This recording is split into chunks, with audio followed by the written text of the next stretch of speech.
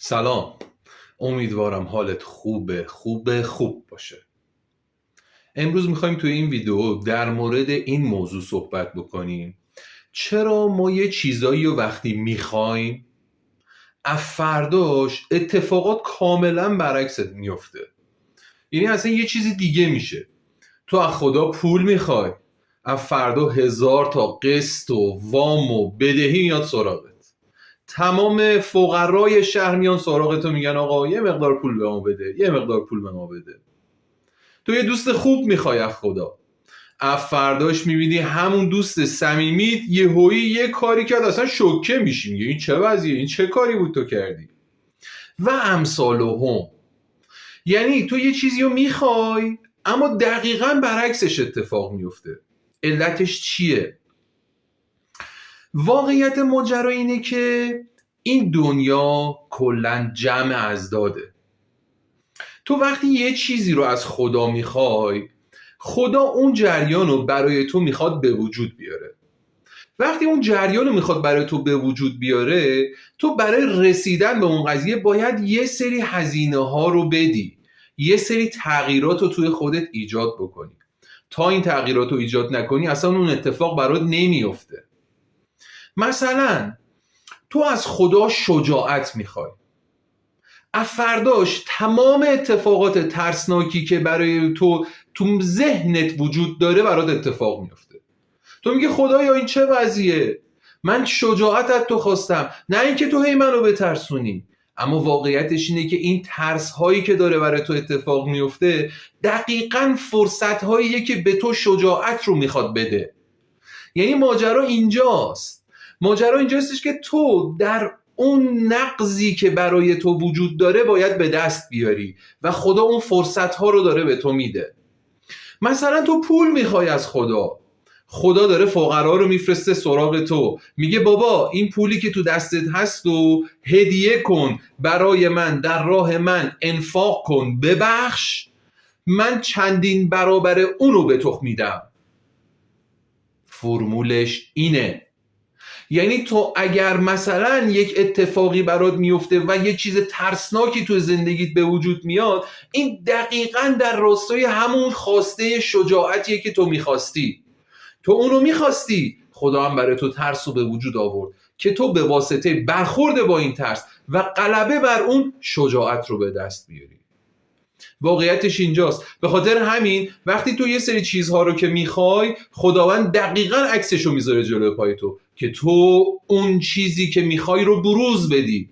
به تو ظرفیتش رو میده، فرصتش رو میده و همه چی رو میده، انرژیش رو میده که تو اونو بروز بدی. اما تو نباید فرار بکنی، نباید کم بیاری. تو خودت اینو خواستی، تو خودت شجاعت رو خواستی، تو خودت حال خوب رو خواستی. وقتی حال خوب رو میخوای، همیشه افرادی هستن که بیان تو رو تحریک بکنن و تو در مقابل این تحریک ها باید مقاومت به خرج بدی، یاد بگیری با این تحریک ها چطوری برخورد بکنی. اینجاست که شادی میاد سراغ تو، اینجاست که حال خوب میاد سراغ تو، اینجاست که تو یاد میگیری چطوری با این مسائل برخورد بکنی و اون وقت یک شادی دائمی و حال خوب دائمی رو به دست میاری. تا زمانی که یاد نگیری با این محرک ها برخورد بکنی، هیچ وقت شادی به سراغت نمیاد. نمیتونی تو توهم زندگی بکنی. خدا هم از تو اینو میخواد، از تو میخواد که تو حال خوب رو میخواد. خب بسم الله، شروع کن. از همین الان هر کی که حال تو رو خراب میکنه رو میذارم جلوی پات، باهاشون درست برخورد کن. یاد بگیر چطوری در مقابل اونها حال خودت رو خوب نگه داری. اینطوری حال خوب رو به دست میاری. وگرنه با رویا و جریاناتی که همش تو ذهنت هست و کارتون و فیلم هایی که تو مغزت هی داری ریپلای میکنی، با اینها حال خوب به دست نمیاد. حال خوب تلاش میخواد، حال خوب جنگیدن میخواد و باید به دستش بیاری. این لطف خداست که داره برعکسش رو میذاره جلوی پای تو. و یه موقع هایی هست که ما خواسته هامون متناقض میشه. یعنی مثلا تو حال خوب رو میخوای، اما وقتی اون اتفاق سخت و بد برای تو میفته، تو شروع میکنی به آه و ناله. میگی خدایا این چه وضعیه، این چه زندگی، بدتر حالتو خراب میکنی. در صورتی که متوجه نیستی، با تو حال خوب رو خواستی، خدا هم برای تو اینو رو آورده جلوی پات. خب تو باید سعی کنی حالت رو به واسطه این خوب کنی.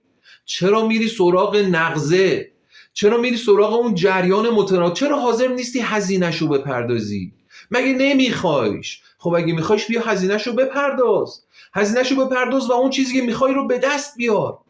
چرا هی میخوای کوتاه بیای؟ چرا مثل یک آدم ضعیف میخوای بشینی سر جات و دیگه در مقابل اون چیزهایی که برای تو داره به وجود میاد هیچ اقدامی نمیخوای بکنی؟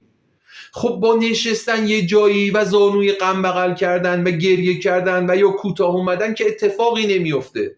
باید حرکت کرد. باید در مقابل این سختی ها، در مقابل اون موانع خواسته ها وایسی، مقاومت کنی. این خاصیتشه. اگر میخوای به دستش بیاری باید هزینه‌شو بدی. خب هزینه‌شو بده. این همه آدم هزینه‌شو دادن، تو هم روش، تو هم میتونی.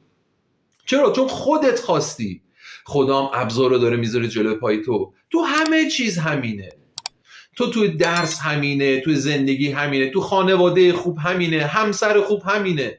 تو یه همسر خوب از خدا میخوای، خدا یه خانوم خوب، یه آقای خوب رو میذاره تو مسیر تو. اما خب چالش هایی هم اون وسط هست. این چالش ها برای اینه که تو رابطت پایدار بشه، نه اینکه این چالش وقتی به وجود اومد سری بگی نه دیگه این آدم مناسب نیست، نه این به درد من نمیخوره. این اشتباهه. دقیقاً اون چالشه داره پایه های رابطت رو محکم میکنه. تو باید یاد بگیری با اون چالشه چطوری برخورد بکنی، حلش بکنی موضوع رو. و وقتی حلش که کردی، یه مقدار کوتاه اومدی، یه مقدار بزرگواری کردی، یه مقدار گذشت کردی، یه مقدار ندیدی مشکلات رو، اون موقع از اون چالش عبور میکنی و زندگی خوب میشه هدیه تو. پس باید هزینه خواسته هاتو بدی. تا زمانی که هزینه خواسته هات رو ندی، اون اتفاق توی زندگی تو نمیفته.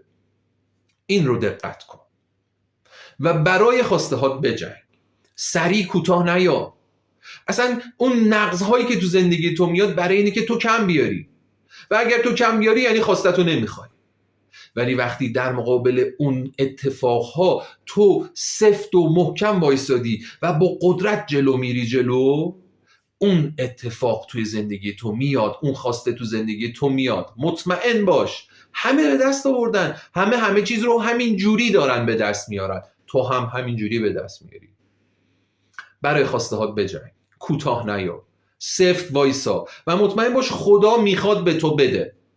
اما اگر تو کم نیاری و محکم به سمتش حرکت بکنی، توی کامنت ها حتما در مورد این که چطور این متناقض ها توی زندگیتون به وجود اومدن برام بنویس. دوست دارم بیشتر در مورد این قضیه بهم بگی و اطلاعاتمون بیشتر بشه. آرزوی موفقیت دارم براتون. یا حق.